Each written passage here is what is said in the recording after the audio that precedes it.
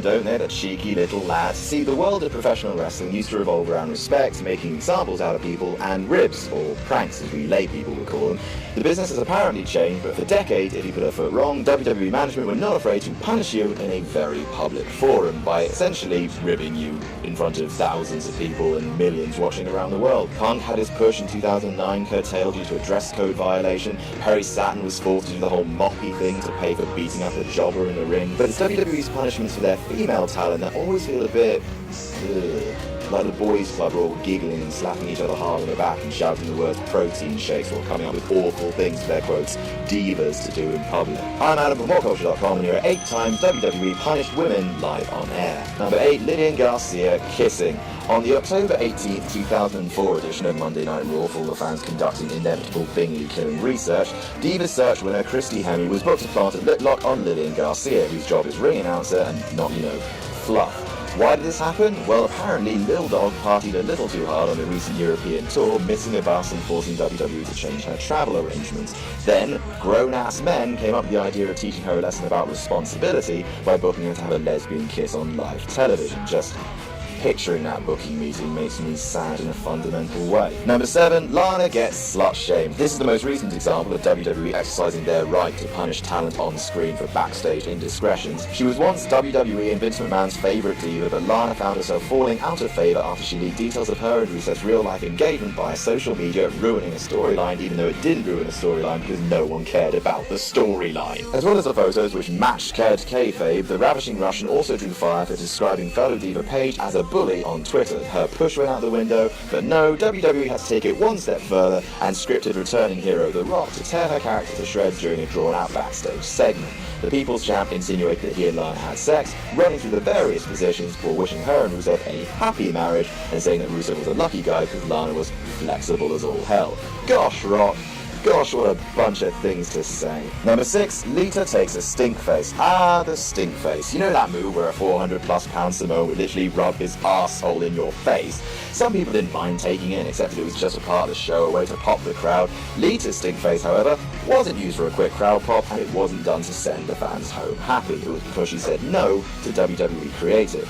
Her date with Kishi's crack came about because she and Matt Hardy refused to replicate an on-screen kiss, fearing it would lessen the impact of the original, which had occurred just 4 days previous. Jerry Lawler's commentary when Matt Hardy rescued her from the gaping maw was a direct message from WWE. He may come and save her, but I guarantee he won't kiss those lips again.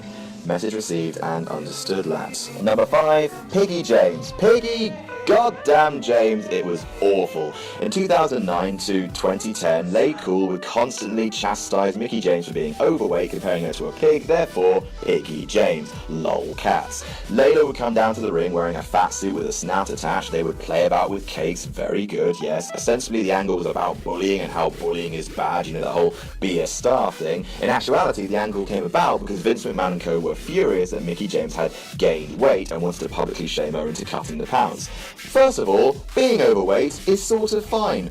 Off waistline police. And second of all, here is a picture of Mickie James from 2009. She's not even goddamn overweight. Sure, she gained a measure of revenge by beating Michelle McCool for the women's title at the Rumble 2010, but then she just lost it back to her 3 weeks later.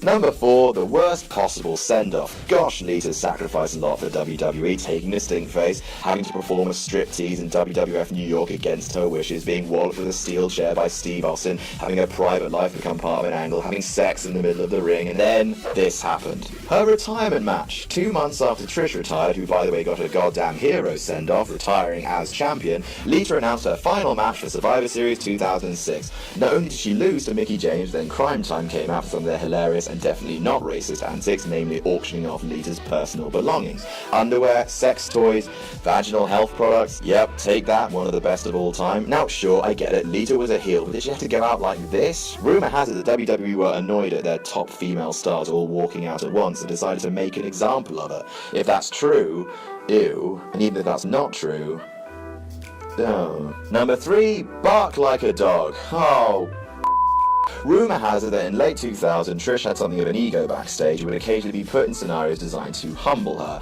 I hope to God that this wasn't one of them. See, this is one of the most famous segments WWE ever aired. This one was considered in bad taste, even in Attitude Era standards. During a segment on the March 5th, 2001 episode of Raw, Vince McMahon scolded Trish in the middle of the ring, asking her to strip down to her underwear, and then forcing her to bark like a dog. The segment was deemed so offensive that it was banned from the Sky Sports version of the show that was broadcast in the UK 4 days after the live version. And watching it back in 2016, you get that Vince McMahon is a heel, and sure, he got a slap at WrestleMania X7, but, I mean, I just have to take a shower now. Number 2, Sunny gets a special slopping. Speaking of needing a shower, Sunny may have been the original diva, but she was not well liked backstage. She was confrontational, apparently. She also had an ego and was also allegedly cheating on her boyfriend Chris Candido with the also loathed Shawn Michaels.